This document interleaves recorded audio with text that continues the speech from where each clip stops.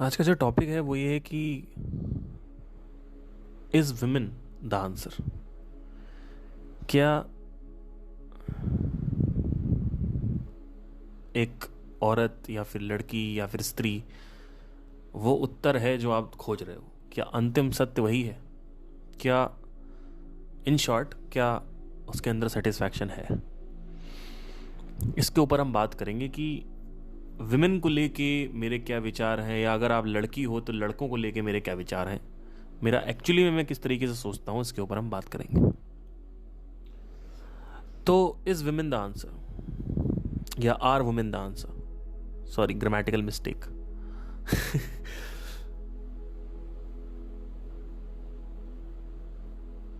सो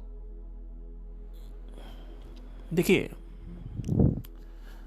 एक बहुत बड़े एक्टर हैं जिम कैरी। उन्होंने बोला कि I want everybody to achieve success and everything they want in their life, to know that it's not the answer. मतलब क्या, अल्टीमेटली उनको ये रियलाइजेशन हुआ कि इतना मैंने कॉमेडी करी, मूवीज करी, और फिर अल्टीमेटली मैं खुद ही खुश नहीं हूँ, और ये सब कुछ करने के बाद हमें ये लगता है कि ये अब ये करेंगे तो लाइफ अच्छी हो जाएगी, अब वो करेंगे तो लाइफ अच्छी हो जाएगी। पर अल्टीमेटली वो उन्होंने खुद बोला था, ये मेरा नहीं। ऐसे ही मैं कभी ये नहीं कहता हूं कि आप शादी ना करें, या आप गर्लफ्रेंड ना बनाएं, या आप यू नो लाइफ को एंजॉय ना करें अपनी। मैंने ये नहीं कहा। मेरा ये कहने का मतलब है कि आपको गलत फहमी है कि सक्सेस में और औरतों में सुख है या मर्दों में सुख है। क्योंकि मैं एक मैन हूं, मतलब मैं एक आदमी हूं, एक इंसान कह सकते हैं, एक लड़का हूं, तो वहां पे मैं एक कॉन्टेक्स्ट अपने स्टैंड पॉइंट से बोल रहा होता हूं। तो कभी कभार ऐसा फील होगा आपको कि मैं विमेन के अगेंस्ट हूं। ऐसा नहीं है। आई एम नॉट अगेंस्ट विमेन और मेन। मैं बोल ही नहीं रहा हूं, ऐसा मैंने कभी नहीं बोला। मेरा सिंपल सा ये कहने का मतलब है कि आप सुख की तलाश एक व्यक्ति में खोज रहे हो जो व्यक्ति खुद ही खोखला है। और कई लोग इस पे एग्री नहीं करते हैं क्योंकि उनको अभी अनुभव नहीं हुआ है, बोध नहीं हुआ है, एक्सपीरियंस नहीं हुआ है। हो सकता है ये वही लोग हैं जो अभी भी सिंगल हैं, या इनका ब्रेकअप हो गया था, इनको लगता है कि मुझे ये लड़की मिल जाएगी, या मुझे अभी भी कुछ अंदर से चाहिए, अंदर से मुझे वो चाहिए कि वो लड़की मेरे को मिल जाए। तो और लड़की का मैं ज़्यादा कंटेक्स्ट इसलिए उठाता हूँ क्योंकि मैं एक लड़का हूँ, तो मैं अपनी लाइफ से भी देख रहा होता हूँ। तो इस वजह से लड़की लड़की ज़्यादा होता है, लड़कों का कम होता है। कई बार लड़कियाँ सोचती हैं कि अरे लड़की लड़की करता रहता है पूरे सेशन में। ऐसा नहीं है। पूरे सेशन में लड़की लड़की मैं इसलिए करता हूँ क्योंकि मैं खुद लड़का हूँ, तो भाई मैं अपने स्टैंड पॉइंट से बता रहा हूँ। यहाँ पे मैं जेंडर बायस नहीं हूँ, मैं सेक्सिस्ट नहीं हूँ, ठीक है? क्योंकि जेंडर बायस में कुछ नहीं होता है। देखिए होता क्या है, चक्कर क्या है कि जितनी मैंने कहानियाँ देखी हैं शादी के बाद, क्या होता है कि कई बार ऐसा होता है कि एक लड़की है, वो लड़के को कहीं घूमने नहीं दे रही है शादी के बाद। जैसे अपने दोस्तों के साथ घूमने नहीं दे रही है, कहीं जाने नहीं दे रही है, बोल रही जहाँ जाओगे मेरे को लेके जाओगे, अकेले कहीं नहीं जाने देती। तो ये फ्रीडम को कॉम्प्रोमाइज़ कर रहा है ना आदमी अपनी। और अल्टीमेटली आदमी सोचता है कि हम इसको प्यार करेंगे, इससे शादी करेंगे तो हम आज़ाद हो जाएंगे। पर एक्चुअली ऐसा होता नहीं है ना। आप और बाउंडेड हो जाते हो। हम सोचते हैं कि हम ये करेंगे आज़ाद हो जाएंगे, जबकि वो आज़ादी नहीं है, वो प्लेजर है। प्लेजर हर एक लड़की में, हर एक काम में, हर एक वस्तु में एक पेट्रोल होता है। लड़की में थोड़ा ज़्यादा पेट्रोल होता है, लैपटॉप में कम होता है। लैपटॉप का पेट्रोल जो है वो 2 महीने में एग्जॉस्ट हो जाता है। उसके बाद you don't like gaming, you don't like to browsing, you don't like to play with the laptop and all that, because you are bored with the laptop. Same goes with the girl. When you are falling in love with a girl, what happens is that it lasts around for 8 to 9 months because petrol ज़्यादा है. और उसके बाद क्या होता है, you are stuck with that girl because now you can't leave her, but ultimately you are not getting any satisfaction also. तो attachment की यही है कि अटैचमेंट शुरू में आपको एक दूसरे के पास ले आता है, और उसके बाद क्या होता है कि 9 महीने बाद क्या होता है कि आप उसको छोड़ नहीं पा रहे हो, और आप उसको ब्लेम भी नहीं कर रहे हो. मैं ये नहीं कह रहा हूँ कि आप अपनी पत्नी को ब्लेम कर रहे हो कि मुझे इससे प्यार नहीं मिला या मुझे इससे सुकून नहीं मिल रहा है. आप उससे प्यार भी करते हो, आप उससे अटैच्ड भी हो, लेकिन आपको सेटिस्फैक्शन नहीं मिल रहा है, फुलफिलमेंट नहीं है. जो सोच के तुम आए थे वो नहीं. मेरी प्रॉब्लम ये है कि मैं ये नहीं कह रहा हूँ कि लड़कियाँ ऐसी लड़कियाँ वैसी है, लड़के ऐसे लड़के वैसी. मैं ये नहीं कह रहा हूँ कि लड़के ऐसे होते हैं लड़के वैसे होते हैं. मैं ये कह रहा हूँ कि अल्टीमेटली ये सब जो मैं बातें करता हूं ये माइंड से कनेक्टेड है, कि माइंड कैसे काम करता है. और माइंड में जब मैंने झांक के देखा, मेरे अनुभवों से मैंने देखा कि मैं शुरू में जब 15 साल का था तो मुझे ये लड़की में दिखा कि ये लड़की अगर मिल जाए तो दुनिया मस्त हो जाएगी। मेरे कॉलेज में एक लड़की थी, बहुत सुंदर थी वो, ठीक है, तो बड़ी अट्रैक्टिव थी वो। तो पहले मुझे लगा कि यार ये इसके साथ है, इसको छोड़ दे, मेरे पास आ जाए। तो 3rd ईयर में वो मेरे पास आ गई, कोई इशू नहीं था। तो वो 2 साल मेरे साथ रही। मुझे एहसास हुआ कि मैं बैक टू स्क्वायर वन आ गया हूँ। मतलब जो मैंने सोचा था इसके साथ होने वाला है वो सब मैंने पूरा किया।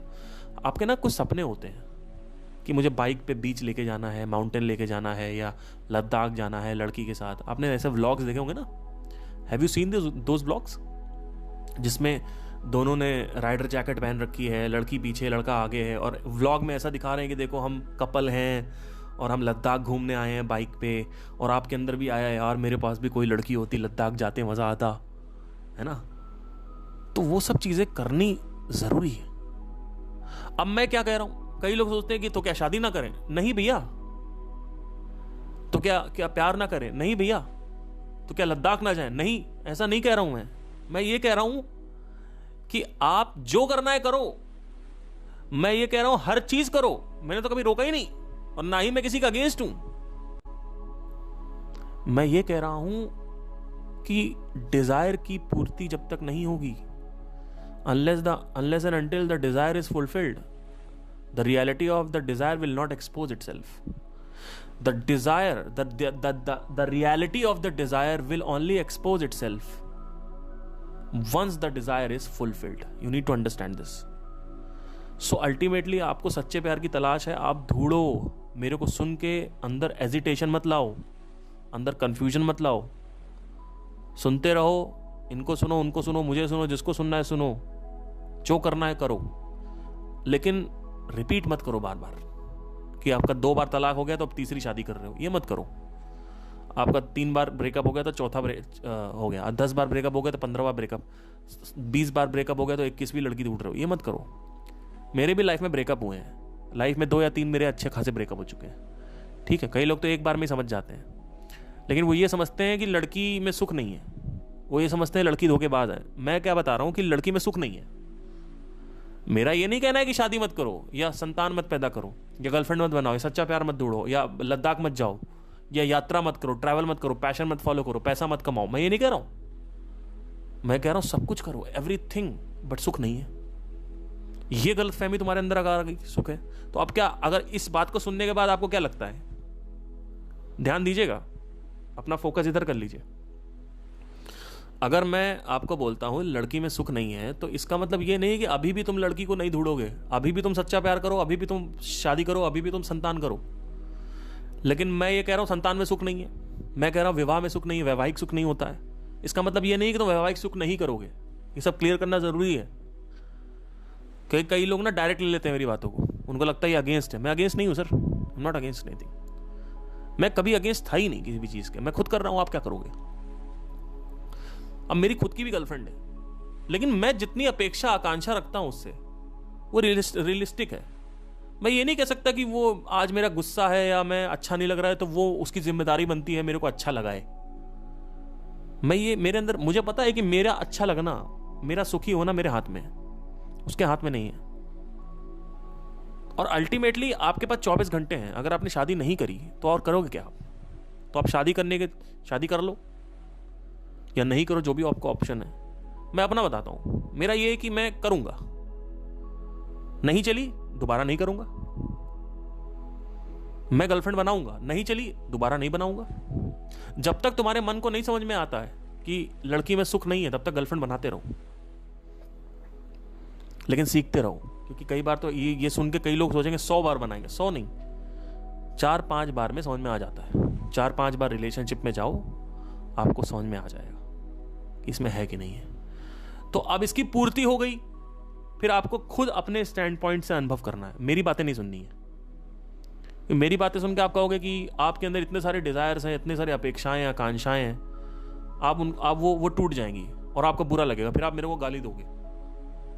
जबकि मैंने कभी ऐसा बोला ही नहीं कि ये मत करो, मत करो। So I am not against anyone, any gender और anything of any kind.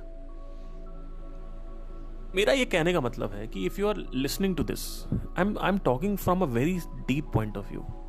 Nobody will talk about this because when I'm talking from a very deep point of view, I have seen it in my life. I've experienced it, and I'm observing it in somebody, किसी और की life में भी देख रहा हूं, है ना. तो मैं वहां भी ऑब्जर्व कर रहा हूं, वहां भी मुझे ये समझ में आ रहा है कि और स्पेशली आज के टाइम में दोस्तों ये बहुत ज्यादा बढ़ गया है. आदमी बहुत ज़्यादा विचलित है, रेस्टलेस है, अशांत है. उसके चक्कर में आदमी और रिलेशनशिप में जा रहा है, और एक्स्ट्रा मैरिटल कर रहा है, और सेक्स कर रहा है, और शादियां कर रहा है, और कारें खरीद रहा है, और दिखावा कर रहा है. उसको जितना ज़्यादा हो सके उसको सेटिस्फैक्शन मिल रहा है, क्योंकि अल्टीमेटली जब आपको यही नहीं पता है कि बड़ा सेटिस्फैक्शन कहाँ है, तो आप छोटे छोटे चिंदी सेटिस्फैक्शन लोगे ही, क्योंकि आपको पता ही नहीं है. आपके माइंड में कभी अनुभव ही नहीं हुआ कि बड़ा सेटिस्फैक्शन भी होता है. और ये सेटिस्फैक्शन सिर्फ छोटे सेटिस्फैक्शन, ये ट्रैप है आपस में. ये आपको ट्रैप कर रहे हैं. कैसे ट्रैप करते हैं देखो.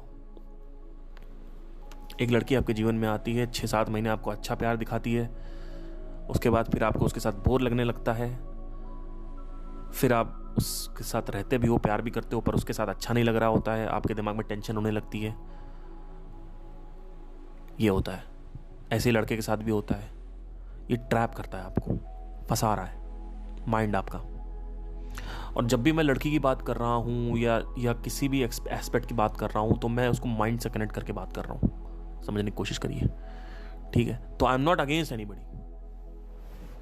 और ट्रैप का मतलब ये नहीं है कि आपको एक्सप्लोर नहीं करना. अरे भैया, मैं खुद एक्सप्लोर किया हूं, तब जाके मुझे समझ में आया है. आपको क्या लगता है मैं भगवत गीता पढ़ के या किसी और को सुन के नहीं करता? ऐसा नहीं है. तो चक्कर ये है सारा कि सब कुछ देखना है, सब कुछ भोगना है. जब तक समझ में नहीं आए तब तक भोगना है. अंदर से दिमाग की खिड़की खुली रखनी है, और ये समझना है कि आपकी फ्रीडम सबसे ऊपर है. अपनी फ्रीडम कॉम्प्रोमाइज मत करो. कई लोग फ्रीडम कॉम्प्रोमाइज करते थे कार के चक्कर में, प्रॉपर्टी के चक्कर में, प्रेशर में आके कि अब तो घर खरीद लो. मेरा एक दोस्त कहता घर खरीदना है. मैंने कहा भाई घर खरीद लो, तू खरीद ले भाई. 50 लाख का घर तू खरीदेगा, और जो टेंशन है वो, लेट्स से कि मुझे 100%, मेरे पास 50 करोड़ रुपए पड़ा हुआ है. अब 50 करोड़ में मैं 50 लाख का खरीद रहा हूँ. मेरे जेब में पड़ा हुआ है 5 लाख रुपए, और मैं 50 लाख का घर खरीद रहा हूँ, क्योंकि मेरे अंदर प्रेशर है, मेरे अंदर सोसाइटल प्रेशर है. मेरे घर वाले प्रेशर कर रहे हैं, मेरी बीवी प्रेशर कर रही है कि 2 BHK ले लो ना, 2 BHK ले लो ना. अरे क्या हो जाएगा लेके? मैं क्यों नहीं ले रहा हूं, समझने की कोशिश करिए. वो 2 BHK लेके मैं बंद रहा हूं. मैं मनाली नहीं जा सकता, मैं मसूरी नहीं जा सकता, मैं कहीं नहीं जा सकता हूं घूमने. मेरे अंदर EMI की टेंशन होगी. 15,000, 20,000, 25,000 रुपये महीना EMI देना ही देना है. तो क्यों लेना है? 50 करोड़ है या 5 करोड़ है, 10 करोड़ है, ले लो, कोई इशू नहीं है. क्यों चादर से ज्यादा फैर फैलाने हैं सोसाइटी के प्रेशर में? क्यों इतनी बड़ी शादी करनी है? क्यों नहीं 5 लाख में शादी हो सकती? क्यों 50 लाख में शादी हो रही है? और 50 लाख की शादी करो ना, कौन मना कर रहा है? जब 5 करोड़ रुपए कमाओ तो करो. आपको 50 लाख शादी, आई एम नॉट अगेंस्ट 50 लाख की शादी, आई एम नॉट अगेंस्ट 10 करोड़ की शादी. मैं कह रहा हूं तुम 10 करोड़ की शादी करो, तुम भाई लंदन में जाके शादी करो, लेकिन 100 करोड़ कमाओ भी तो तब खरीदो ना. क्यों खर्चे ऐसे करने हैं? क्यों प्रेशर में आना है? क्यों शादी करनी है जस्ट फॉर कि भाई 30 साल की उम्र में शादी हो जानी चाहिए, 28 साल की उम्र में शादी हो जानी चाहिए? क्यों करनी है जब आपको लड़का नहीं मिल रहा है अच्छा, आपको लड़की अच्छी नहीं मिल रही है? क्यों पढ़ना है इस चक्कर में? क्यों 35 साल के होके सिंगल नहीं रह सकते? क्यों 40 साल के होके सिंगल नहीं रह सकते? और शादी करके भी कौन सा बहुत बड़ा सुख प्राप्त हो जाएगा? जब मैं ऐसी बातें करता हूं, कुछ सोचते हैं कि अपोजिट जाते हैं लोग, सोचते हैं कि अगेंस्ट बात कर रहा है. मैं अगेंस्ट नहीं हूं sir, not against anybody. I was never against anybody. मैं कह रहा हूं सब कुछ करो, सब कुछ भोगो, लेकिन सीखो तो. एक बार ले लिया तलाक, 2 बार ले लिया, तीसरी बार क्यों तलाक ले रहे हो? और घर क्यों खरीद रहे हो प्रेशर में आके? क्यों आईफोन निकाल रहे हो प्रेशर में आके? क्यों तुमको सोसाइटी का स्टेटस चाहिए? मैं तुम्हारी फ्रीडम की बात कर रहा हूं. तुम लोग को ऐसा लगता है, सबको, कई लोगों को ऐसा लगता है, कुछ लोग हैं कि मैं आपको आईफोन नहीं दिलाना चाहता क्योंकि मैं आपसे जलता हूं। भाई मेरे को क्या मिलेगा? आईफोन खरीदो ना खरीदो, मेरे 10 दोस्तों ने खरीद रखे हैं, है ना। मैं तो आपकी फ्रीडम चाहता हूं, मैं तो सत्य दिखा रहा हूं आपको, आपका सुख चाहता हूं मैं, जो मैं अपने लाइफ से सीखा है वो बता रहा हूं। ये नहीं कह रहा हूं कि आपका ये जो प्लेजर है, ये प्लेजर मत लो, आनंद मत लो, फन मत करो लाइफ में। मैं ये नहीं कह रहा हूं, मैं कह रहा हूं कि जब तुम्हारी हैसियत है तो लो। क्यों तुम 1.5 लाख का आईफोन लेना जब तुम्हारे पास 20,000 की नौकरी है? तो कई लोग कहते हैं कि हम क्यों नहीं ले सकते, आप कौन हो बोलने वाले? अरे भैया मैं थोड़ी कुछ बोल रहा हूं। मैंने कब बोला? समझने की कोशिश करो, मैं तो बोल ही नहीं रहा हूं, मैं तो कह रहा ले लो ना, मैं कब कर रहा हूं? मत लो, आपको लेना है लो, वो तो आप वैसे भी लोगे, किसी को सुनोगे थोड़ी। मैं ये कह रहा हूं कि इसको लेके आप फंस जाओगे, क्योंकि 3 दिन बात करते हैं लोग सिर्फ, उसने आईफोन ले लिया, अमन ने आईफोन ले लिया, 3 दिन बात करेंगे, 3 दिन बाद कोई बात नहीं करता। तो ये बात करने के लिए ले रहे हो आप?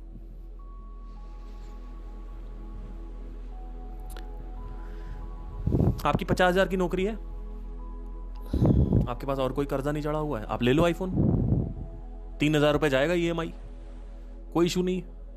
50,000 की नौकरी है, उसमें आपको घर पे भी देना है, उसमें आपको रेंट पे भी देना है, ये भी देना, वो भी देना, उसके बाद आपने बांध लिया अपने आप को। क्यों बांध रहे हो? और ये स्टेटस पर करके करोगे क्या? हमारा भौकाल है, ये भौकाल वोकाल कुछ नहीं होता है लाइफ में। क्या भौकाल है? कोई भौकाल वोकाल नहीं होता कुछ लाइफ में। 3 दिन का भौकाल है सिर्फ। अरे आपसे 1000 गुना ज्यादा लोग पड़े हुए भैया, क्या भौकाल दिखा रहे हो आप? उनकी तो कोई बात करता नहीं। कौन बात कर रहा है जेफ बेजोस के बारे में? जेफ बेजोस के बारे में कोई बात करता है क्या? शुरू में जो अमेज़न आई थी, इंडिया में सक्सेसफुल हो गई, जेफ बेजोस के बारे में लोगों ने बात करना चालू कर दिया। उसका अभी तलाक हुआ है, 100 करोड़ रुपए उसने अपनी बीवी को दे दिए। कौन बात कर रहा है? आप मुझे बताइए, आपने लास्ट टाइम अपने दोस्तों से जेफ बेजोस के बारे में कब बात करी थी? या इलॉन मस्क के बारे में क्यों बात कर? इलॉन मस्क के बारे में आप बात करोगे तो आप ये बात करोगे कि वो मंगल ग्रह जा रहा है। आप ये नहीं बात करोगे अरे देख कितना पैसा है उसके बाद। कौन बात कर रहा है भाई?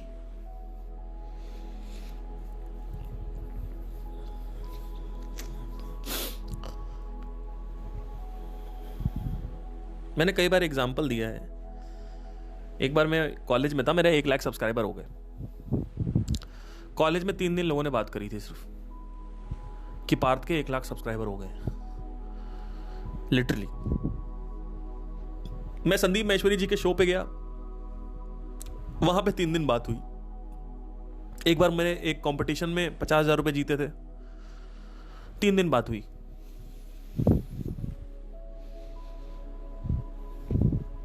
आप बताइए। तो मैं किसी चीज के लिए रोक नहीं रहा हूं और ना ही मैं लड़कियों के अगेंस्ट हूं।